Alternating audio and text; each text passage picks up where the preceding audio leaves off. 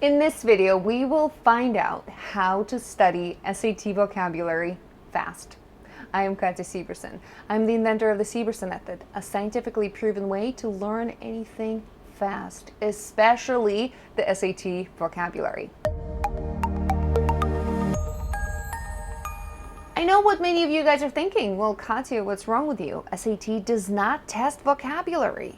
Who needs vocabulary? And I partially agree with you. The SAT removed the vocabulary section back in 2016 when the president of the College Board, Daniel Coleman, made this announcement that they were redesigning the SAT. And I know that I, myself, and many of my students were really happy. We were burning all the flashcards together that contained kind of obscure words like circumvent, affectation, and I was happy that we no longer had to memorize those words for the test. However, in my tutoring career, starting 2017 until now, I'm very present to the fact that you have to study specific vocabulary words.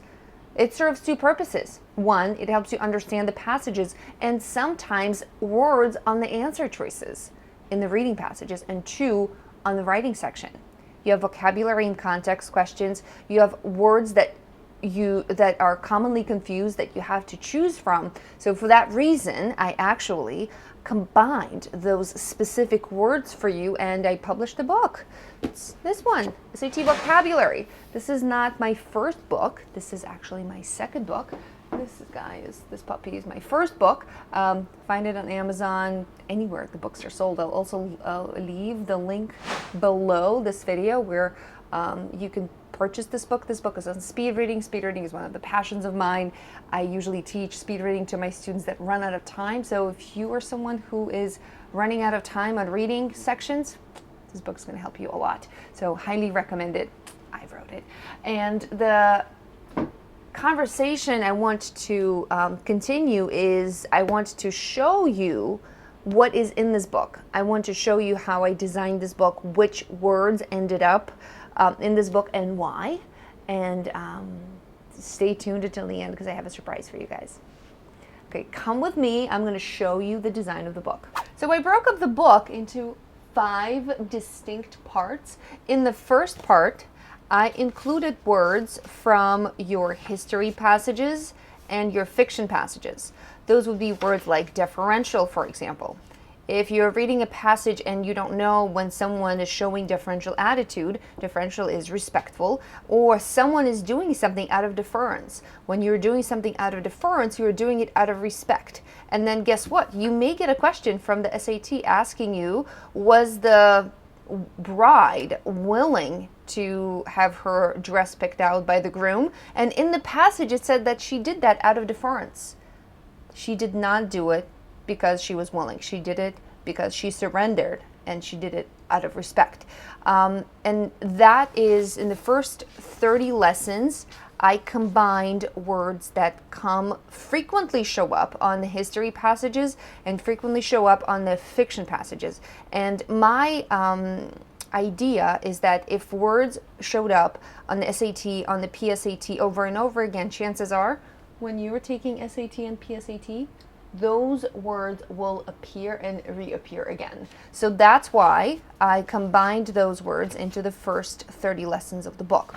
In the second part, you can probably guess, I included the words from the social science and the natural science passages.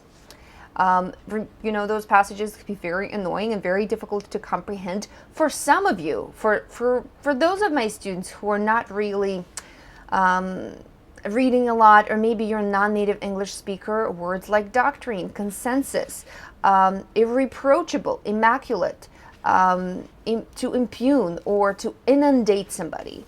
An example I want to highlight is this word, to fluctuate. To fluctuate is to change.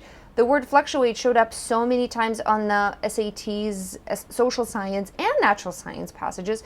You have to make sure you know your basic vocabulary terms and words like to lament, to diversify have showed up in your answer choices. And if you don't know these words, guess what? You are going to miss points on your reading section. So that is the next 30 lessons. In the third part, I'm talking about words in context. You know, those interesting vocabulary in context words, questions. Here, I'm covering the most common secondary meanings. Did you know that a common word like couch actually has a lot of secondary meanings? To couch something means to express in a particular way.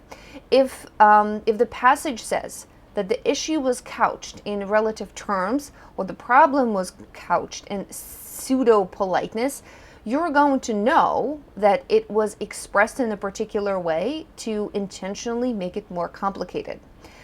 So that is your other treasure, which I combined. And to hamper means to get in the way. The team's effort was severely hampered by the lack of consensus. That is a sentence that I borrowed from the PSAT. If you don't know what hampered means, guys, you're going to be in trouble. So this is all the third part, but I want to focus with you on the fourth part of the book. And the fourth part of the book contains, this is all hot words, transition terms, commonly confused words. Commonly confused words will show up at least once on every writing section. You know, when they make you choose between affect and effect, when they make you choose between adhere and adhesive, I am going to cover all of those frequently, commonly confused words in this book right here. And I actually have another gift for you in store, because I wanted to turn this part of the book into a playlist of videos. We took some of these lessons and we converted them into videos. And I want to show you, so this is my YouTube studio. And all of these videos, we made over 30 separate videos. Effect and effect, dissent, elicit, elicit, immigrate, immigrate. All of these videos will be published, and you will be able to get access to this playlist for free on my YouTube channel. And here's my recommendation. If you have a week until the exam, so for example, the next ACT is on February 8th. Right now, on January 31st, is the perfect time, a week before the exam, to start listening to that playlist, to just remember the difference of who and whom, effect and effect, elicit and elicit, immigrate, immigrate. This is the perfect time for you to start just honing in onto those most commonly confused words. They show up in both the SAT and the ACT. Although the book says new SAT vocabulary words, I promise you, if you learn this for the ACT, this is going to be just as helpful. And I remember I said I broke up the book into 5 parts. What's in the 5th part? In the 5th part, I included some idioms, those commonly used phrases in the English language that, again, often resurface on the SAT. And I also included transition words. Many of you love my video about transition questions, and I wanted to dive deeper into some of the words like consequently. What is the difference between consequently and subsequently?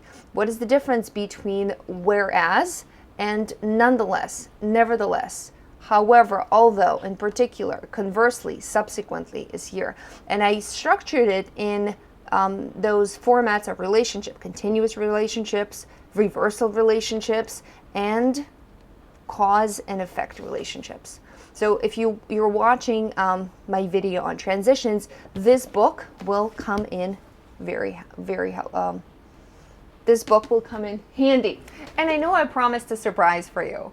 And here's what this is going to be. I need you to be subscribed to the channel. I need you to leave this video a thumbs up and leave me a comment. And every month we will be pulling from just this video. We will be pulling one lucky person who will be getting this book for free. please don't ask me to send you the book for free. I have a publisher. I don't own the rights to the book. They do. I wrote the book, and now it's up to them to sell the book and distribute it. So I cannot be sending it for free to all of you, but to one lucky person every single month. I will be sending this book. So if you leave a comment below this video, you are subscribed to the channel, and you put a like to this video, you will be getting a free copy of this book, and also enjoy our playlist of commonly confused words from the third part of this book.